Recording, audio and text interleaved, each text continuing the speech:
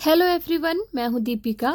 आज की इस वीडियो में आप सुनेंगे क्लास 9th की हिंदी पाठ्य पुस्तक क्षितिज भाग 1 का गद्य खंड, जिसका तीसरा अध्याय है उपभोक्तावाद की संस्कृति और इसके लेखक हैं श्यामा चरण दुबे। तो आइए शुरू करते हैं। धीरे धीरे सब कुछ बदल रहा है। एक नई जीवन शैली अपना वर्चस्व स्थापित कर रही है। उसके साथ आ रहा है एक नया जीवन दर्शन, उपभोक्तावाद का दर्शन। उत्पादन बढ़ाने पर जोर है चारों ओर। यह उत्पादन आपके लिए है, आपके भोग के लिए है, आपके सुख के लिए है। सुख की व्याख्या बदल गई है। उपभोग भोग ही सुख है। एक सूक्ष्म बदलाव आया है नई स्थिति में। उत्पाद तो आपके लिए है, पर आप यह भूल जाते हैं कि जाने अनजाने आज के माहौल में आपका चरित्र भी बदल रहा है और आप उत्पाद को समर्पित होते जा रहे हैं। विलासिता की सामग्रियों से बाजार भरा पड़ा है, जो आपको लुभाने की जी तोड़ कोशिश में निरंतर लगी रहती हैं।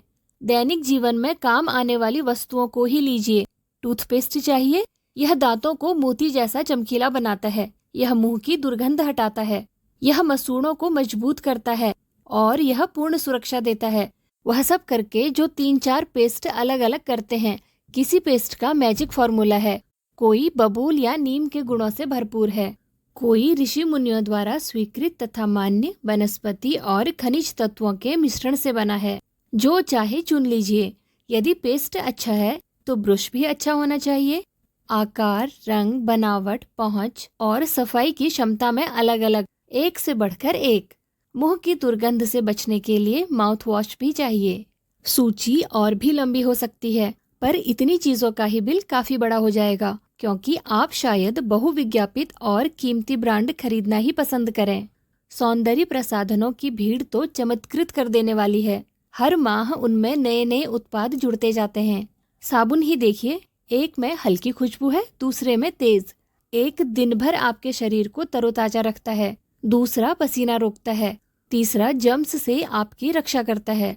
यह लीजिए सिने स्टार्स के सौंदर्य का रहस्य, उनका मनपसंद साबुन। सच्चाई का अर्थ समझना चाहते हैं, यह लीजिए। शरीर को पवित्र रखना चाहते हैं, यह लीजिए शुद्ध गंगा जल से बनी साबुन। चमड़ी को नर्म रखने के लिए यह लीजिए। महंगी है, पर आपके सौंदर्य में निखार ला देगी। संभ्रांत महिलाओं की ड्रेसिंग टेबल पर 30-30 हजार की सौंदर्य सामग्री होना तो मामूली बात है। पेरिस से परफ्यूम मंगाइए, इतना ही और खर्च हो जाएगा। ये प्रतिष्ठा चिन्ह है, समाज में आपकी हैसियत बताते हैं। पुरुष भी इस दौड़ में पीछे नहीं हैं। पहले उनका काम साबुन और तेल से चल जाता था, आफ्टर शेव और कोलोन बाद में आए। अब तो इस सूची में दर्जन 2 दर्जन चीजें और जुड़ गई हैं। छोड़िए इस सामग्री को, वस्तु और परिधान की दुनिया में आइए। जगह जगह बुटीक खुल गए हैं। नए नए डिजाइन के परिधान बाजार में आ गए हैं। ये ट्रेंडी हैं और महंगे भी। पिछले वर्ष के फैशन इस वर्ष, शर्म की बात है। घड़ी पहले समय दिखाती थी, उससे यदि यही काम लेना हो तो 4-500 में मिल जाएगी। हैसियत जताने के लिए आप 50-60 हजार से लाख 1.5 लाख की घड़ी भी ले सकते हैं। संगीत की समझ हो या नहीं, कीमती म्यूजिक सिस्टम जरूरी है। कोई बात नहीं यदि आप उसे ठीक तरह चला भी न सकें। कंप्यूटर काम के लिए तो खरीदे ही जाते हैं, महज दिखावे के लिए उन्हें खरीदने वालों की संख्या भी कम नहीं है। खाने के लिए 5 सितारा होटल हैं, वहाँ तो अब विवाह भी होने लगे हैं। बीमार पड़ने पर 5 सितारा अस्पतालों में आइए। सुख सुविधाओं और अच्छे इलाज के अतिरिक्त यह अनुभव काफी समय तक चर्चा का विषय भी रहेगा। पढ़ाई के लिए 5 सितारा पब्लिक स्कूल हैं। शीघ्र ही शायद कॉलेज और यूनिवर्सिटी भी बन जाए। भारत में तो यह स्थिति अभी नहीं आई, पर अमेरिका और यूरोप के कुछ देशों में आप मरने से पहले ही अपने अंतिम संस्कार और अनंत विश्राम का प्रबंध भी कर सकते हैं, एक कीमत पर। आपकी कब्र के आसपास सदा हरी घास होगी, मनचाहे फूल होंगे, चाहे तो वहाँ फव्वारे होंगे और मंद ध्वनि में निरंतर संगीत भी। कल भारत में भी यह संभव हो सकता है। अमेरिका में आज जो हो रहा है, कल वह भारत में भी आ सकता है। प्रतिष्ठा के अनेक रूप होते हैं, चाहे वे हास्यास्पद ही क्यों न हो।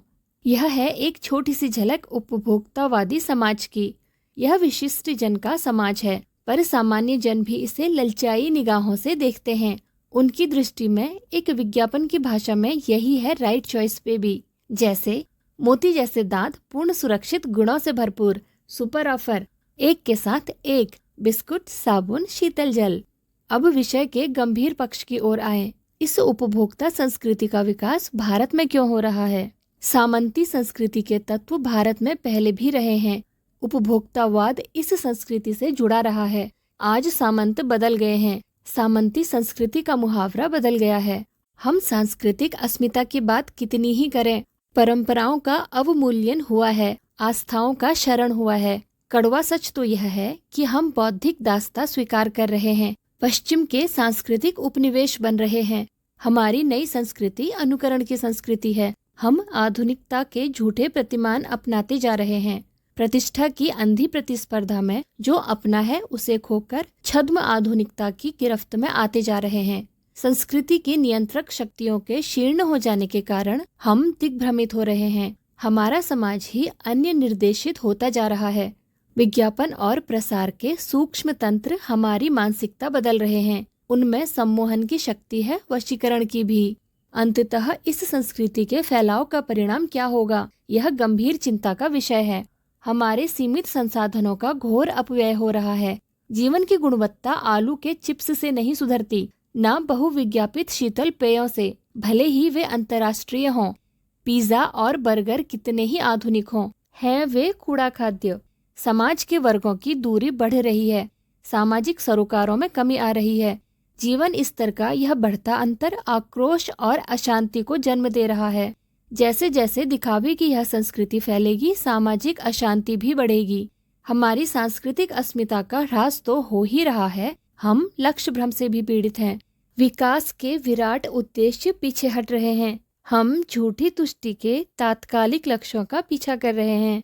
मर्यादाएं टूट रही हैं, नैतिक मापदंड ढीले पड़ रहे हैं, व्यक्ति केंद्रिकता बढ़ रही है, स्वार्थ परमार्थ पर हावी हो रहा है, भोग की आकांक्षाएं आसमान को छू रही हैं। किस बिंदु पर रुकेगी यह दौड़? गांधी जी ने कहा था कि हम स्वस्थ सांस्कृतिक प्रभावों के लिए अपने दरवाजे खिड़की खुले रखें, पर अपनी बुनियाद पर कायम रहें। उपभोक्ता संस्कृति हमारी सामाजिक नींव को ही हिला रही है। यह एक बड़ा खतरा है। भविष्य के लिए यह एक बड़ी चुनौती है। आज की इस वीडियो में बस इतना ही। वीडियो में अंत तक बने रहने के लिए आपका शुक्रिया। तो मिलते हैं अगली वीडियो में एक नए अध्याय के साथ। Thank you.